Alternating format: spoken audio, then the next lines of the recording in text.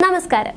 സിനിമയിലെ പ്രമുഖ താരകുടുംബത്തിൽ ജനിച്ചു വളർന്നവർക്ക് പലപ്പോഴും സമൂഹങ്ങളിൽ ഒരു പ്രത്യേക ശ്രദ്ധ ലഭിക്കാറുണ്ട്. എന്നാൽ ഇത്തരം പ്രശസ്തികളിൽ നിന്നും അകന്നു നിന്ന് സാധാരണ കുട്ടികളെ പോലെ ജീവിക്കാൻ ആഗ്രഹിക്കുന്ന താരപുത്രി പുത്രന്മാരും ഇപ്പോഴും ഉണ്ട്.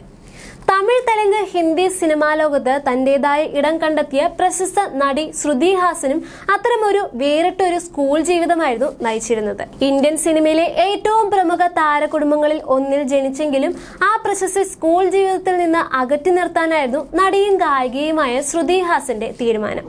തന്റെ കുടുംബത്തിന്റെ പ്രശസ്തിയിൽ നിന്നും നിരന്തരമായ ചോദ്യങ്ങളിൽ നിന്നും രക്ഷപ്പെടുവാൻ സ്കൂൾ കാലഘട്ടത്തിൽ ശ്രുതി ഹാസൻ കണ്ടെത്തിയ വഴി തികച്ചും വ്യത്യസ്തമായിരുന്നു.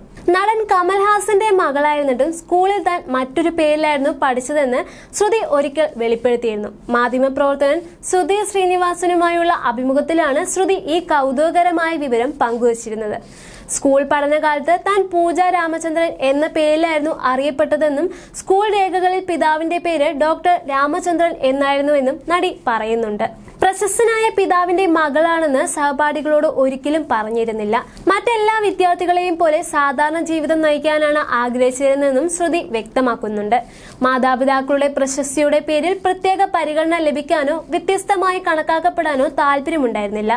സ്വന്തം വ്യക്തിത്വം കൊണ്ടാണ് ആളുകൾ തന്നെ തിരിച്ചറിയേണ്ടിയിരുന്നതെന്ന് അവരുടെ നിലപാട് അന്നേ വ്യക്തമായിരുന്നു.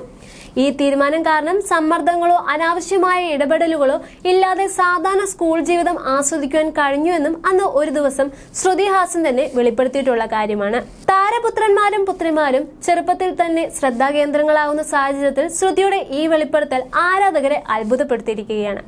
അഭിനയത്തിനപ്പുറം വിദ്യാഭ്യാസത്തിലും ശ്രുതി ഏറെ ശ്രദ്ധ പുലർത്തിക്കുന്ന കാര്യമായിരുന്നു ഇത്. മുംബൈയിലെ സെന്റ് ആൻഡ്രൂസ് കോളേജിൽ സൈക്കോളജി പഠിച്ച അവർക്ക് കലാപരമായ കഴിവുകൾക്കൊപ്പം ബുദ്ധിപരമായ താല്പര്യങ്ങളും ഉണ്ടായിരുന്നു. വാസ്തവത്തിൽ ശ്രുതിയുടെ ആദ്യ ചുവടുവെപ്പ് സിനിമയിലല്ല, സംഗീതത്തിലായിരുന്നു. വെറും 6-ാം വയസ്സിലായിരുന്നു കമൽഹാസൻ നായകനായ തേവർ മകൻ എന്ന ചിത്രത്തിനായി പാടിക്കൊണ്ട് നടി പിന്നണി ഗാനരംഗത്തേക്ക് എത്തിയത്. ശ്രുതിയുടെ അഭിനയ അരങ്ങേറ്റം ബോളിവുഡ് ചിത്രം ലക്ക് വഴിയാണെന്ന് പലരും കരുതുന്നുണ്ടെങ്കിലും അതിനു മുൻപേ കമൽഹാസൻ സംവിധാനം ചെയ്ത ഹേറാം എന്ന ചിത്രത്തിൽ ചെറിയൊരു വേഷത്തിൽ അവർ പ്രത്യക്ഷപ്പെട്ടിരുന്നു. പിന്നീട് നായികയായി ശ്രദ്ധേയായെങ്കിലും സിനിമയുടെ സാന്നിധ്യം അതിന് വർഷങ്ങൾ മുൻപേ തന്നെ ആരംഭിച്ചു തുടങ്ങിയതായിരുന്നു.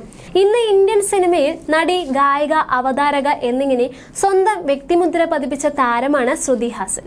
പിതാവിന്റെ പ്രശസ്തിയുടെ നിഴലിലല്ല, സ്വന്തം കഴിവുകളിലൂടെയാണ് ശ്രുതി തന്റേതായ ഒരിടം ഇന്ന് നേടിയെടുത്തിരിക്കുന്നത്. പിതാവിനെ പോലെ തന്നെ വ്യക്തി ജീവിതത്തെക്കുറിച്ച് തുറന്നു സംസാരിക്കാൻ മടിയില്ലാത്ത ഒരാൾ കൂടിയാണ് ശ്രുതി ഹാസൻ. മാതാപിതാക്കളുടെ വേർപിരിയൽ, പ്രണയ തകർച്ചകൾ എന്നിവയെക്കുറിച്ചെല്ലാം താരപുത്രി പലപ്പോഴായി സംസാരിച്ചിട്ടുള്ള കാര്യമാണ്. കമൽഹാസനും നടി സരികയും വേർപിരിഞ്ഞതിനു ശേഷം ശ്രുതി മുംബൈയിലേക്ക് താമസം മാറിയിരുന്നു. ഈ ഒരു മാറ്റമാണ് ശ്രുതിയുടെ ജീവിതത്തിൽ വഴിത്തിരിവ് ആയത്. മുംബൈയിലെ തിരക്കുകൾക്കിടയിൽ ശ്രുതിക്ക് തന്റേതായ സ്പേസ് കണ്ടെത്താൻ കഴിഞ്ഞിരുന്നു. സിനിമയ്ക്ക് അപ്പുറം സംഗീതത്തിലും മറ്റും ശ്രദ്ധ കേന്ദ്രീകരിക്കാനും താരത്തിന് സാധിച്ചിട്ടുണ്ട്. സ്വന്തം കഴിവുകൾക്കപ്പുറം സിനിമയിൽ ഒരിടം നേടുവാൻ ആത്മവിശ്വാസം നൽകിയത് മുംബൈയിലെ ആ ജീവിതമാണെന്ന് ശ്രുതി പലപ്പോഴായി തുറന്നു പറഞ്ഞിട്ടുള്ള കാര്യമാണ്. അവിവാഹിതയായി തുടരുന്നതിന്റെ കാരണവും താരം അടുത്തിടെ വെളിപ്പെടുത്തിയിരുന്നു.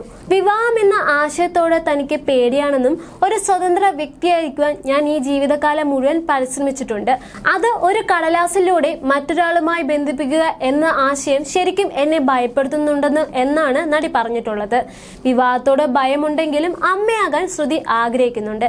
എന്നാൽ ഒറ്റയ്ക്ക് ജീവിക്കുന്ന ഒരു അമ്മയാകാൻ ആഗ്രഹിക്കുന്നില്ലെന്നും താരം പലപ്പോഴായി വ്യക്തമാക്കിയിട്ടുണ്ട്.